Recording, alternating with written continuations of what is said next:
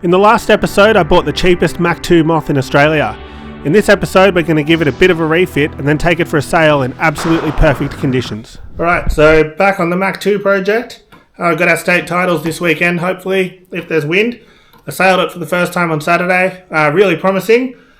Just got a lot of little tiny fiddly things to do. So, for example, these cleats, which are probably original, they would have done at least 2 world championships at a very high level. So I've done some miles. For example, you pull the vang on and you can pull it straight back through. So that's not ideal. So I bought new cleats. As you can see, there is like extensive corrosion on the carbon plate here. So to solve the corrosion problem, you can now actually get these like plastic insulators that go between carbon and the aluminium cleat. So I'm going to refit all the new cleats with those. I'll take the opportunity to replace the critical lines just with something new that's probably a bit grippier. This is very hard and slippery now that it's kind of full of salt, and yeah, it's a little bit hard to grab. So I'll change the critical lines where I need to with whatever I can sort of find kicking around, and yeah, put new cleats on that aren't worn and corroded.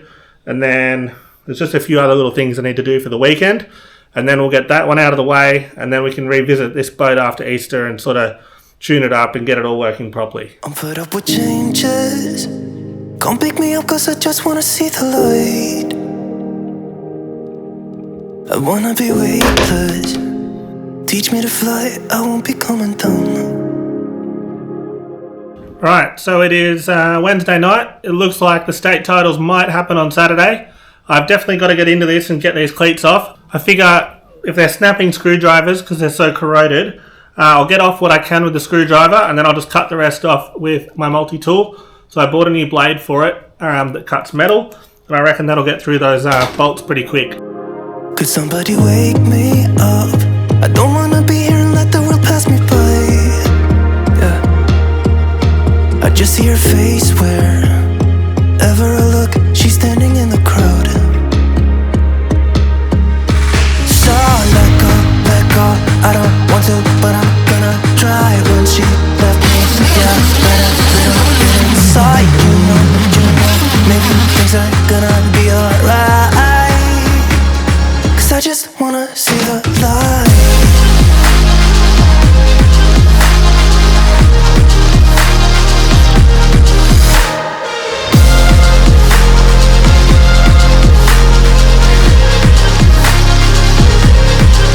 I'm so sick of waiting and getting too restless to be in this dusty town.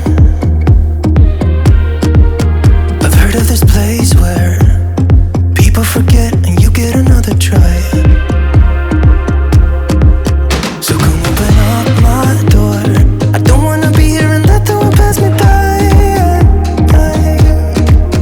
I won't see your face wherever I look. I'm blinded by the light.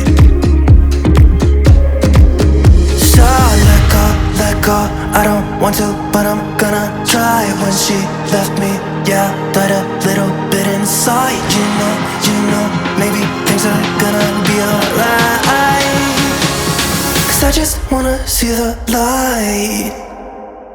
Yeah, I just wanna see the light.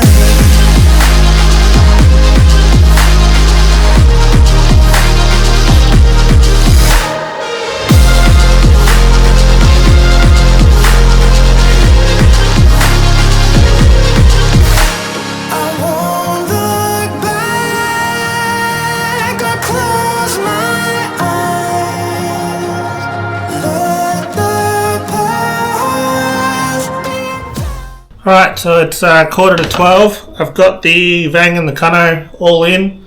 I just wanted to get those ones done because they're the sort of complicated ones. Tomorrow I'll have to do the forestay and the side stays, which is a little bit trickier because I'll have to use like a higher spec rope to not have any stretch in it, so that's going to take longer to splice.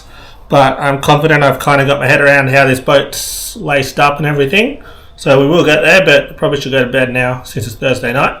And yeah, keep going tomorrow. Right, it is Friday night. Forecast for Sunday looks absolutely like amazing. Like 15 knots, flat water, sunny. Yeah, got to be there. So just got to keep chipping away and get this thing done. So by this point it was pretty obvious that our plan to have a resale of our state titles, because the first attempt was cancelled due to too much wind. Wasn't going to happen because there was going to be not a breath of wind at Macrae on the Saturday we were trying to do it on. A few of us thought though that instead of thinking like sailors and going to the yacht club for a 2 o'clock start because that's what sailors do, what if we act like surfers and get up before dawn and go to Sandringham where there's going to be a beautiful cold northerly coming down off the mountains early in the morning at about 15 knots on the Sunday. So that's what we did. Okay, so it's about midnight. Got most of that done. All the ropes are in. Just got to lash up the back of this tramp. I didn't want to push it and try and zip this up with it lashed on. That one was easy because there's no bladder in it at the moment, but this one didn't want to break the zip, so I undid the back. So tomorrow I'll have to redo that. Bedtime for now, and tomorrow we'll get the new foil system in and get all the settings right, get the other sail up, get the rake right, change your hound's height. Yeah, not too much to do. Getting there. Okay, so it's now Saturday, about lunchtime. Want to sail first thing tomorrow morning. Pretty hot. It's like 30 degrees, which is crazy considering it's like middle of April. Got my shed air conditioner going, which is awesome. So last week you might have noticed that I spent probably till about 1 o'clock in the morning trying to get the larger bell crank off my old red boat to fit into a Mach 2, which I did do, but it meant I had to drill out a lot of standard parts, and it didn't really work in the end because the bell crank height, so this is too small for the tower of things that you need to fit on out of the boat that pull it forward and backwards and so on. So during the week I bought the standard Mach 2.6 bell crank, which goes in here like so, and I also had to get the little adjuster part, which AMAC kindly told me how that sort of is meant to sit. And then now you might be wondering, like I was, why does it have a forward bend in it? Well, it is because that forward bend in the bell crank is the radius from here to here, so that as the gearing goes up and down like that, so the higher up it is, the less sensitive the boat is to waves. The lower down it is, the more it bounces on the waves. But as you pull this up and down, because it's curved in the same arc as this, the ride height doesn't change. If you have a straight one, as you go up, the boat will change altitude, which you don't want when you're trying to just isolate sort of one control. So I asked AMAC the question, and he explained that that's the reason it's curved. So now no one else needs to wonder either. So here I'm just giving the foils a quick sand to 1200 grit so that they can deal with the colder water temperatures we're starting to experience, which should eliminate those ventilation problems you might have seen I was struggling with in the last episode. I then headed down to Big W to get a sort of backup tube for my wing bladder. For some reason, whatever I put in this port side one just pops. Pro tip, don't try and put it in with a bit of M6 galvanized all thread because it does go straight through them. Again, you might have noticed in the last episode that my deck sweep is too long for the main sheet bridle position, so I had to drill out these old holes that had been filled in earlier so that I could move the bridle back to where it's obviously been at some point in the past, and that made a big difference. Okay, it's about, 10 to 10, and look, the bottom cam is on. So now I've just got to screw the adjusters in the end of the buttons, but we're here. So the trick is you've got to crank the vang on, and then obviously the mast bending, like a kind of archer's bow, lengthens the distance from the clew to here, which effectively reduces your batten tension and allows you to push the cam on, and then when you cut the vang back off, you get all this depth. So there you go. It's a bit of a pro tip, thanks to Steve Brayshaw, big fan of the show. He told me that's what I needed to do because he had one of these sails. His tip has made my sail work, so thanks Steve. Right, so we made it to Sandringham. Pretty much picked this moment as the best part of the whole weekend to go moth sailing. So we've got the Blade Rider RX all the way out there, the one that I was working on a couple of weeks ago. So a few people are having a go at that today. That's Albert on my old boat, the Black Gilmore, the $3,600 moth project. Albert bought that off me, which is how I was able to buy this one. So Albert's out here, and then I'm out here. Got everything sorted, I think. Yeah, let's see how we go. We've got the absolute best weather I've ever seen, so let's go.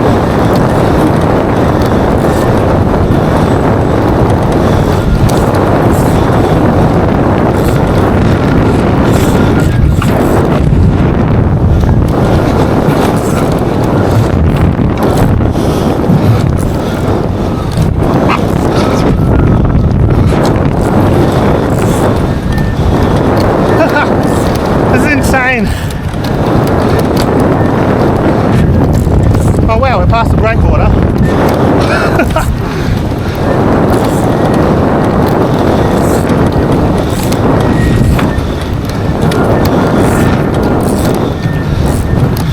Bit colder air out here.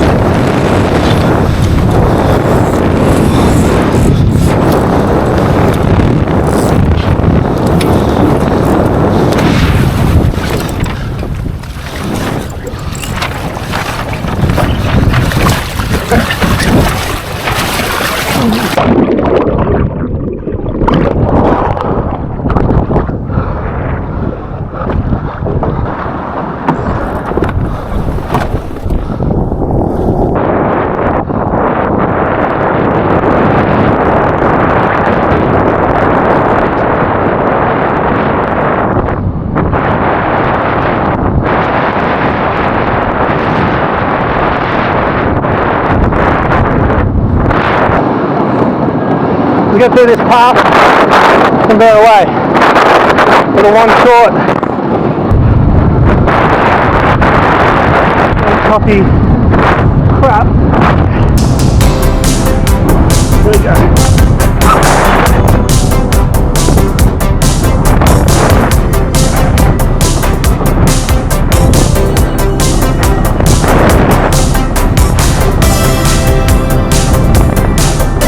Wow.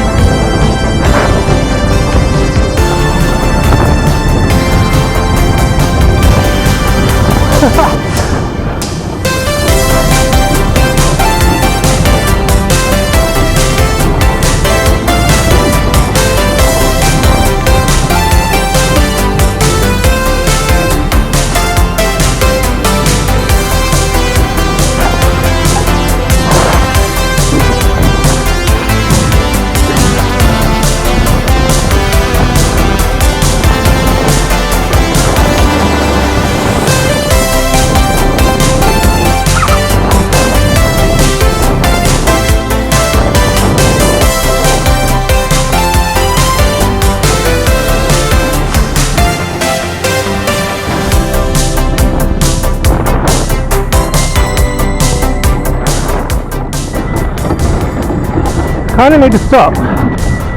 Not sure how.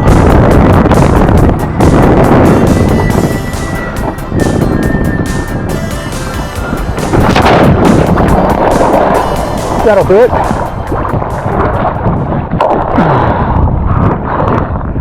What a ride. So I've been kind of pushing this concept of old moths being the best value for money out there. Even if you don't spend 100 grand on a new boat, you can spend 2.5 like I did and have the most fun ever. It's taken a while to kind of get the momentum and convince people, but in the past week we've had 2 more people join the fleet in our local area, and I've got 2 more on the fence that I reckon will pull the trigger this week. So that's like 4 boats in 2 weeks. So if you've got any interest in joining our little local moth fleet in Victoria here, it'd be so good to have you involved. Feel free to send me a message on Instagram and I'll help you however I can. The Moth Nationals are in Macrae in January, so that's kind of what I'm aiming at in the background. But it'd be so good if we get more people, whether it's local or just globally getting on this concept, because it is just so much fun. So if you're interested, please do look into it. And yeah, you can see in the video here, I probably still need to move that main sheet aft a bit to let that deck sweeper sort of straighten out. So a bit of work to do there as well. It is insane how good this feels. So here I'm just crossing my old boat on port, and he's on starboard. So that's the boat that long-time viewers of the channel will remember that I hit a dead kangaroo out the back of Gundagai in the middle of the night, and yeah, wound up with a mangled trailer. I thought I'd be able to just throw a quick foiling tack onto him and line up on starboard. Apparently my body and skill set doesn't match what my brain thinks I can do.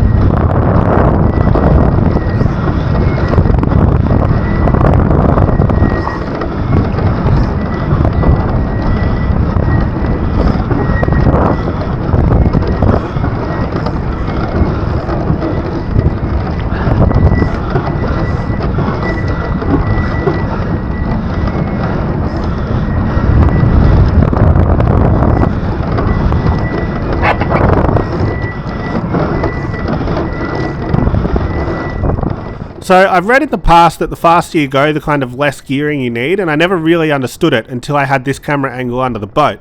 So I'm sort of feeling a lot more confident now, because as you can see, the faster you go, the wand doesn't actually get time to go into the troughs, so you kind of get a much smoother ride because the wand just taps on the top of each sort of peak instead of getting time to linger in the troughs and then smash into the back of the next wave and launch you up into the air. So it's kind of like the faster you go, the less scary it actually gets. So yeah, that was really cool. And the new rudder from Damic Design that I bought is amazing. Like, I haven't had one steering issue on this boat compared to my old boat where I would have crashed like 5 times going down here.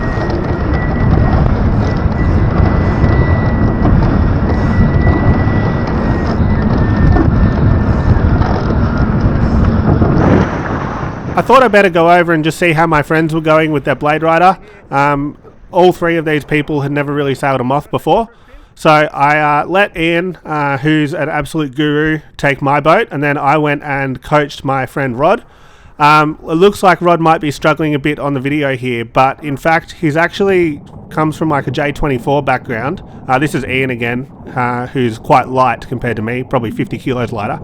But yeah, Rod coming from a J24 into a Moth is quite a leap, so just to be able to get on and sail it around is a decent effort. I thought I'd hop on and just quickly get it out of this kind of keelboat learn to sail course, and I immediately noticed that the wand had got stuck on the wrong side of the bow. So I think that's caused when the wand's all the way forward and then the boat kind of flicks through a quick capsize, and the leverage is enough to bend the stainless rod thing inside the wand. 3, 2, 1, bear away, and sheet on.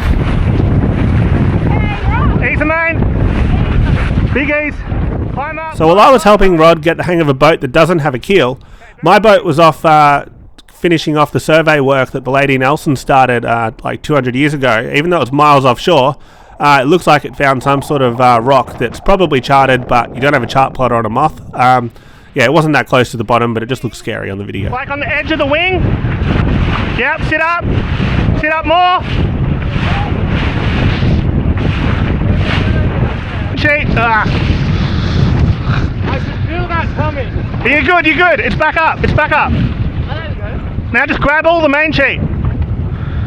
Pull it on. There you go. And let it go again. Good save. Yes, good job. Now full main on. You actually did do good at the getting on and the balancing bit.